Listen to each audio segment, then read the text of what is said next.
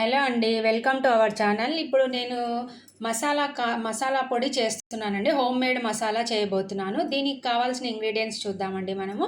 First వట్టిమిరపకాయలు, లవంగాలు, చెక్క, రాతిపూత, మొగ్గ, ధనియాలు, జీలకర్ర అండి. నేను వట్టిమిరపకాయలు 15 to 20 తీసుకున్నానండి. లవంగాలు ఒక టేబుల్ స్పూను, చెక్క కొంచెం ఒక 10 grams అలా తీసుకున్నానండి.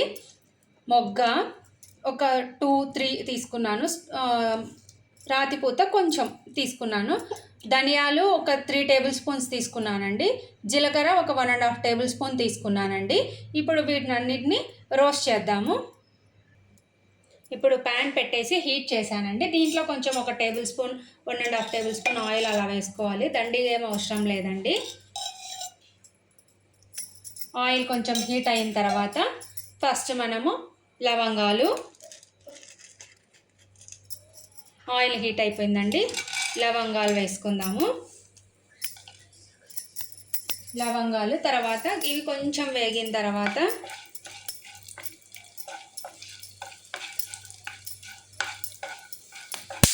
చెక్క, మరాఠీ మొగ్గ, రాతిపూత అంతా వేస్తున్నానండి.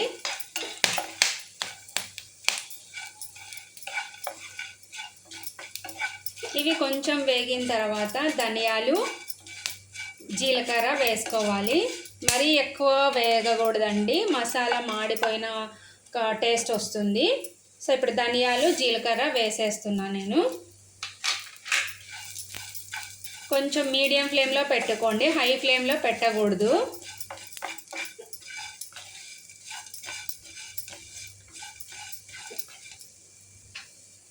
ఇప్పుడు ఇవన్నీ వేగిన తర్వాత బౌల్లోకి ట్రాన్స్ఫర్ చేసుకోవాలండి. తర్వాత కొంచెం లైట్గా ఒక 1/2 టేబుల్ స్పూన్ అలా ఆయిల్ వేసుకొని మిరపకాయలు వేయించుకోవాలండి. ఇప్పుడు నేను ఇవి బౌల్లోకి ట్రాన్స్ఫర్ చేసేస్తున్నాను. ధనియాలు, జీలకర్ర వేగాయండి. సో నేను ఇవి ఒక బౌల్లోకి ట్రాన్స్ఫర్ చేసేస్తున్నాను. ఇప్పుడు ఒక 1/2 టేబుల్ స్పూన్ అలా ఆయిల్ వేస్తున్నానండి. నేను ఆయిల్ వేసేసి మిరపకాయలు వేయించుకుందాము. లో ఫ్లేమ్లో పెట్టుకోండి, ఘాట్ వస్తుంది కదా. సో లో ఫ్లేమ్లో పెట్టేసుకొని మిరపకాయలు వేయించుకోండి.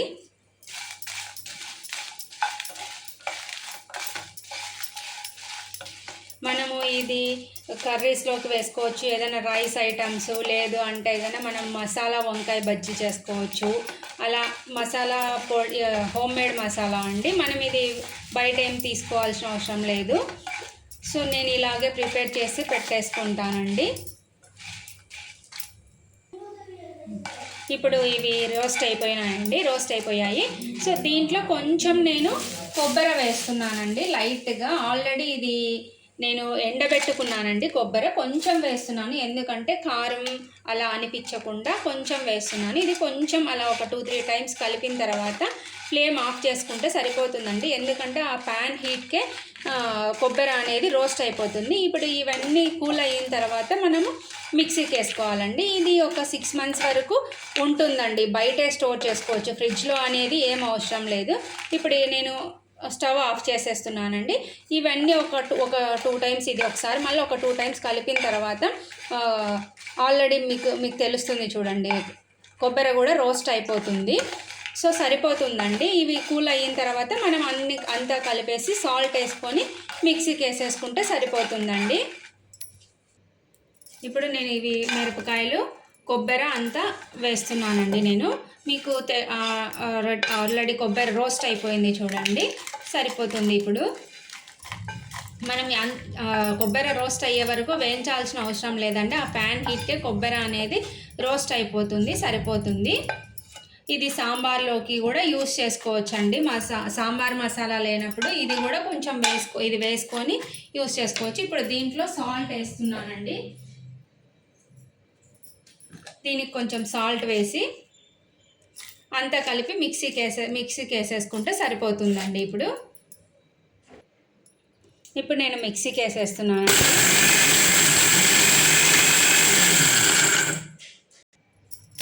ఇప్పుడు నేను అంతా మిక్సీకి వేసేసుకున్నానండి. ఇలా మెత్తగా మిక్సీకి వేసేసుకోవాలి. తర్వాత దీన్ని మనము ఒక బాక్స్లో స్టోర్ చేసుకొని పెట్టేసుకుంటే సరిపోతుంది. ఇలా మెత్తగా వేసుకోవాలండి. మనం దీనిది వేటిలోకైనా యూస్ చేసుకోవచ్చు. గరం మసాలా ప్లేస్లో హోమ్ మేడ్ మసాలా మనము యూస్ చేసుకోవచ్చు అండి. టేస్ట్ అయితే చాలా బాగుంటుంది, అలాగే వస్తుంది. థ్యాంక్స్ ఫర్ వాచింగ్ అండి.